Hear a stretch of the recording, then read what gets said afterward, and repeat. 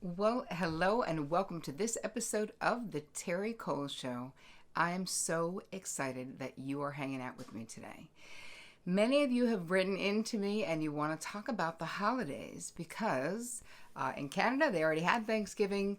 US Thanksgiving is coming quick, and then we basically have 6 weeks of holidays. And many of you are talking about feeling very obligated in your life, that you've always done things in your family of origin or with your group of friends from home, and that now you have your own family, or you just don't want to do those things anymore and you don't know how to stop, in my estimation, over accommodating for everyone else and sort of losing what it is that you want to experience this holiday season. So, this is going to be your holiday guide, how to stop auto accommodating and start actually enjoying the holiday season. So let's start with why this is.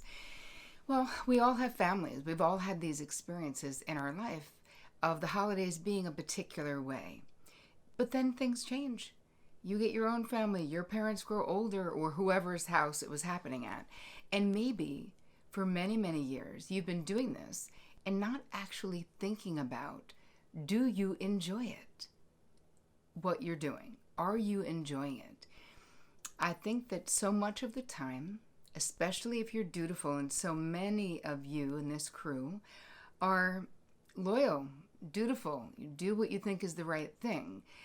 But there comes a point where checking boxes creates a very particular sort of a two-dimensional experience in our lives where we're checking boxes, but we're not really present.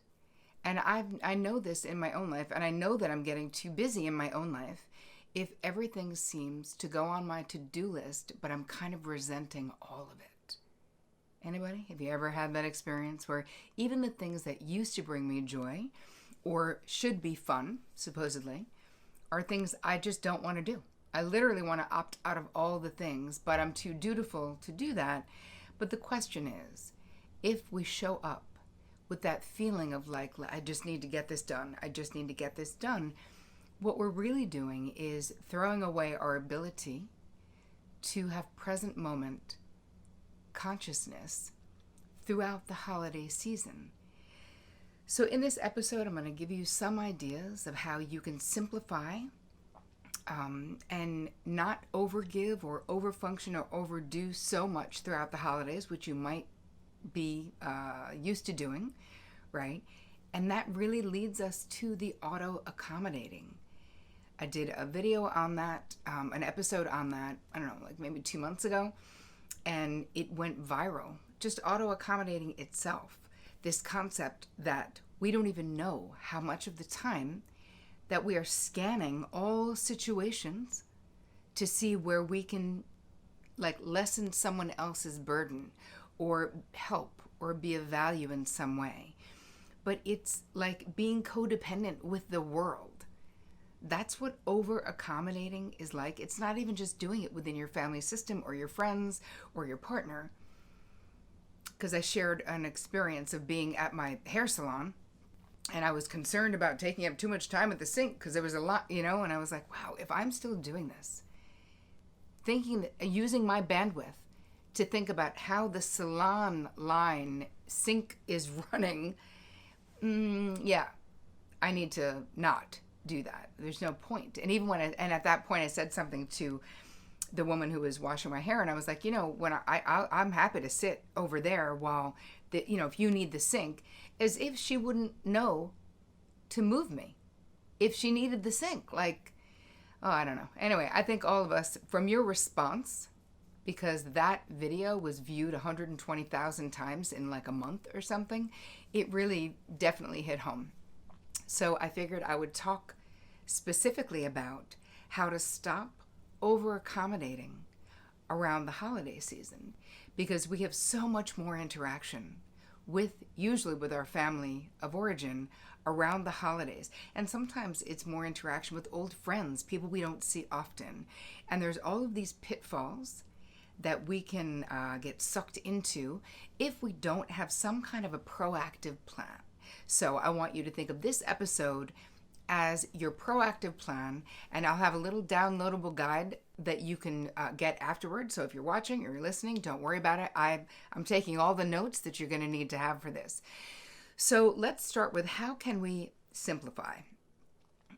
Because that's one thing that a lot of us don't think about, which would make your life so much easier. So being prepared, that is the beginning of simplifying. It doesn't mean doing more. It means first taking an inventory of what you have done in the past.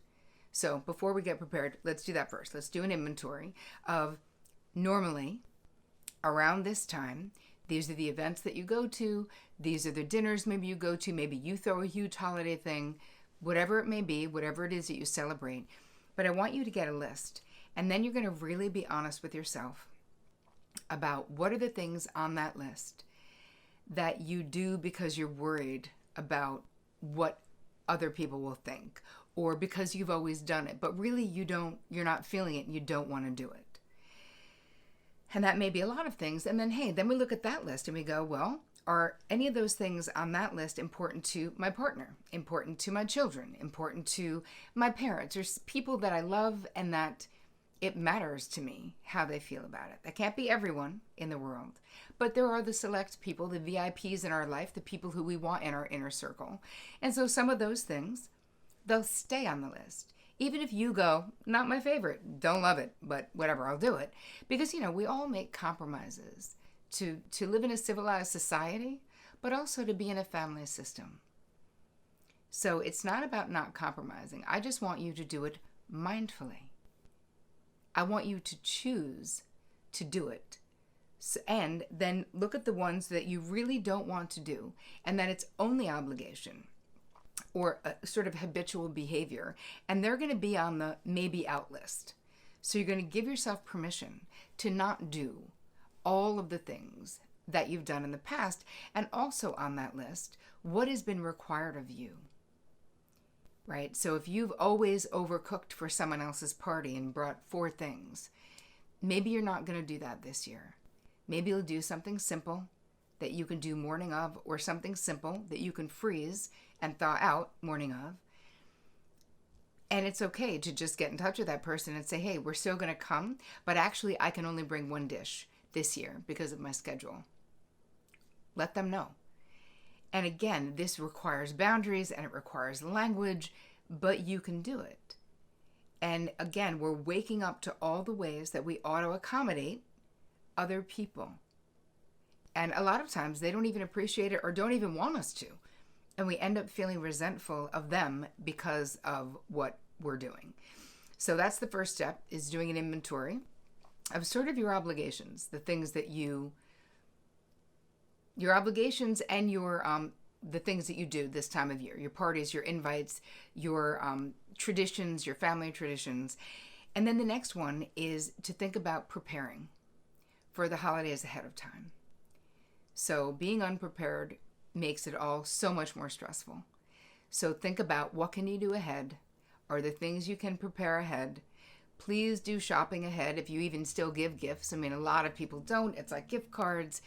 Make it as easy as possible. Also, on that list of things you might be revising, if you're exchanging gifts with zillions of people and you don't have the finances, or you really don't want to do that, that's on that list too. Because simply because you've always done that really doesn't mean that you have to continue doing that. So you have to give yourself permission to change what might not be working for you. So if you don't want to, in my family, we used to all exchange. And then once everyone started having kids, we started only giving to the kids. And then once the kids started getting older, we started picking a name. So each person would only buy 1 gift. So everyone would get a gift. But for my family, it wasn't about the gifts. And nobody was loaded, so it wasn't like anyone just had endless income to continue. Because as kids get older, they want like a PlayStation. They want, iPhone 11 or whatever it is. They're not looking for like blocks, right? So we just thought it didn't make sense to continue, because also they don't need anything. So, and then we got creative with gifts, where we would have them go through all of their things, and what were in really good shape we would then give to the needy. We would each choose a family. And it was like a secret Santa type thing, at least when we lived in Jersey, where we would pick a family and then we would purchase things for a family in need who wouldn't actually have a holiday if someone weren't buying it for them, and got the kids involved with that process. And I felt like that was a gift for them to see how the holidays could be and what it's really about. It is the spirit of giving. And, we have all these unconscious downloaded blueprints about how it has to be. But part of this ending auto-accommodating around the holidays, this guide that I'm giving you so that you can actually enjoy it, is really giving yourself permission to change, to grow, to evolve, and to let your traditions and what you do evolve right along with you, rather than we're trying to hold on to the past, but none of us can. It isn't even possible, All right, so we're going to prepare. That's one thing. Give yourself permission to say no to things, especially if people are trying to add things to your to-do list or inviting you to a party that you don't want to go to. You already have things that you probably do annually. And unless you want to do it. Now, if you want to do it, I say you go to the list of the maybe cancel things and find a place for the party or the gathering that you would like to have, or you actually create the gathering that you would like to have. Maybe you would really like to get together with like 3 of your closest girlfriends. Maybe do a lunch the week before, the week after, the week in between, but something that would be nourishing and nurturing for you throughout that time. So rather than another obligatory thing, because with family, even if we love them, we are obligated. At least I feel obligated, and it's not always a bad thing. It's just that's what we do. So I also make sure that I have a lot of other things that, don't involve my massively extended family, things that I really want to do. So that we moved through, you're doing an inventory of what you generally do and sort of putting things on a maybe cancel list, preparing for the things that you can prepare for. Simplify, and if you need to say, I'm only bringing this instead of 5 things, if you feel compelled to overfunction or overgive, that's on you. If someone says, hey, can you bring a dessert, but you would normally bring 3, just bring 1. Let's see if you can really stay on your own team throughout this holiday season and not make it more difficult. Another thing with auto-accommodating is getting honest with yourself about what you enjoy doing. If it wasn't already set up in place, right? Every year we do this, we do this, we do this. How would you want to spend your time? Would you like to, if you're empty nested, is there a point where you would like to opt out altogether and go away, perhaps? Or in between the holidays, or let yourself journal about, think about, what would the perfect holiday season look like for you? How would it feel? How would you feel? How busy would you be? How not busy would you be? And really allow yourself to get a vision in your mind. Because as much as it seems like when we're in habitual behavior and we're auto-accommodating, doing what everyone else wants us to do, feeling like we must pick up the slack, what we're not doing is ever expanding out our vision of how it could be. What is it possible? Because it doesn't mean you have to change everything that you do, but it does mean maybe adding in something new, creating a new ritual that you would like.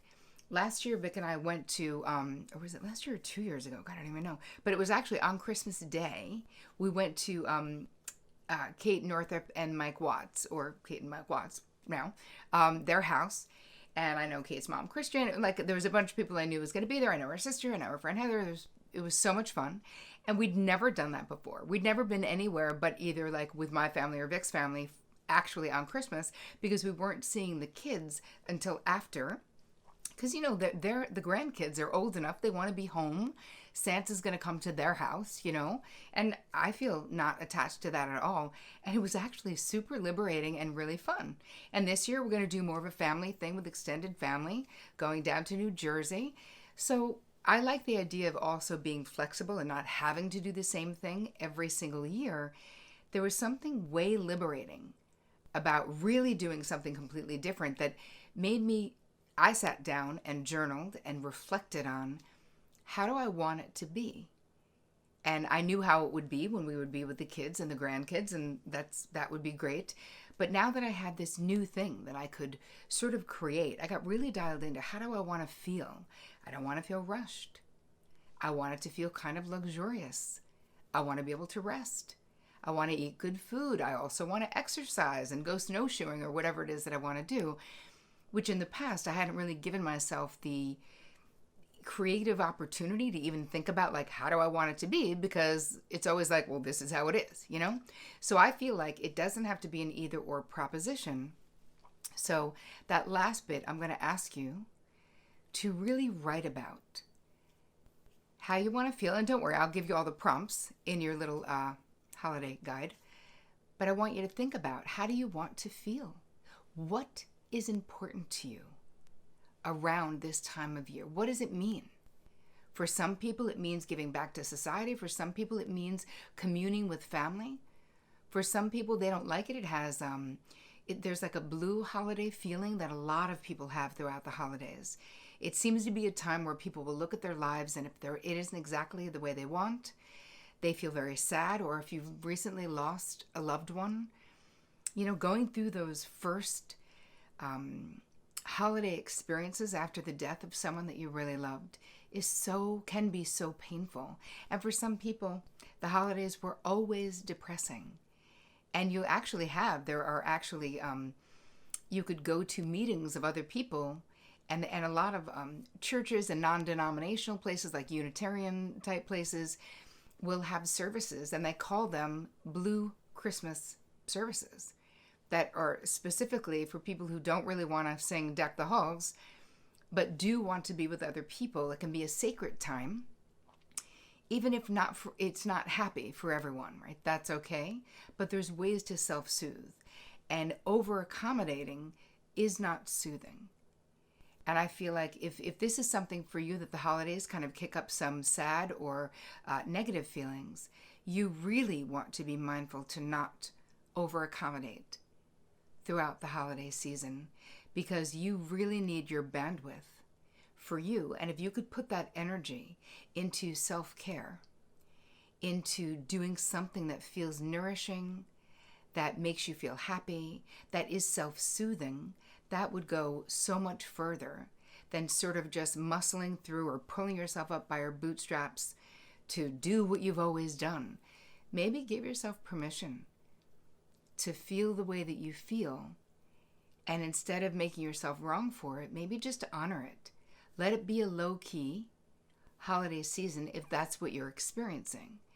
And I think that for all of us, taking this moment, taking this time that it took for you to watch this episode or listen to this episode, I really want you to get curious about how you've been spending your holiday seasons.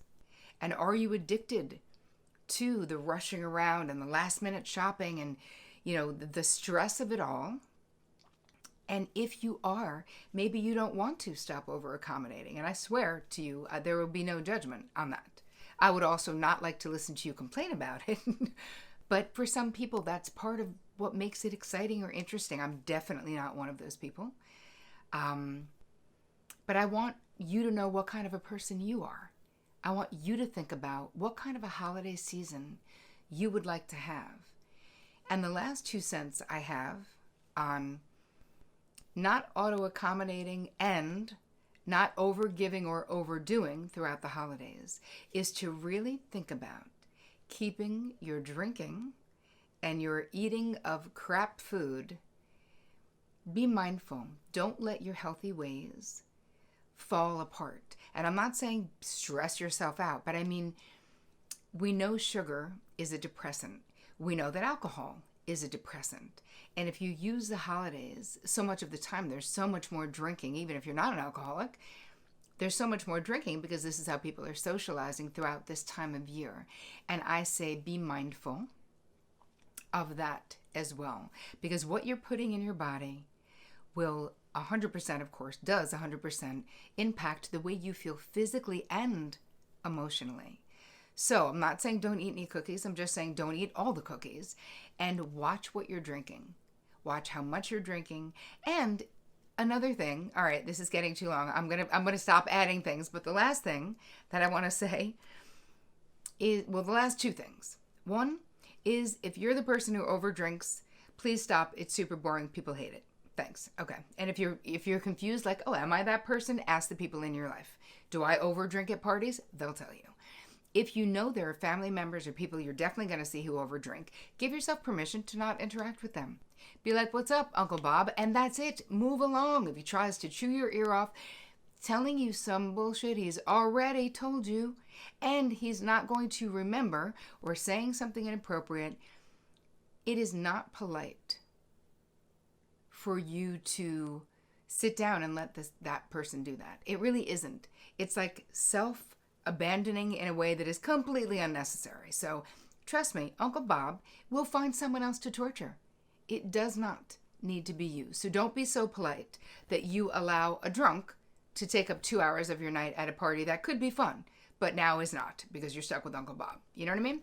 And the last thing I'm going to say is, this is also a perfect time to get your gratitude in line.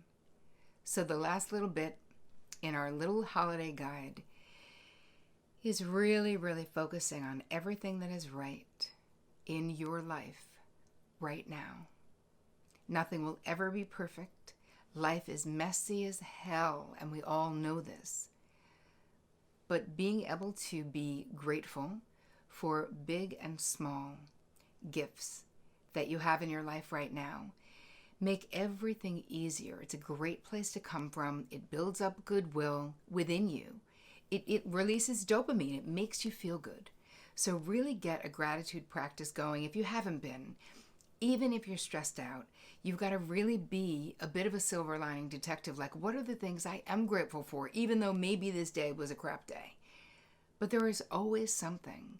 And it's a really good muscle to flex, so that you can stop auto-accommodating throughout this holiday season and start to truly enjoy the holiday season of your making. So I hope that you enjoyed this. I hope it added value to your life. If it did, please share it on all your social media platforms. Thank you, thank you, thank you. I can't wait to hear what is not making it on your to-do list this holiday season. I hope you have an amazing, beautiful week. And as always, take care of you.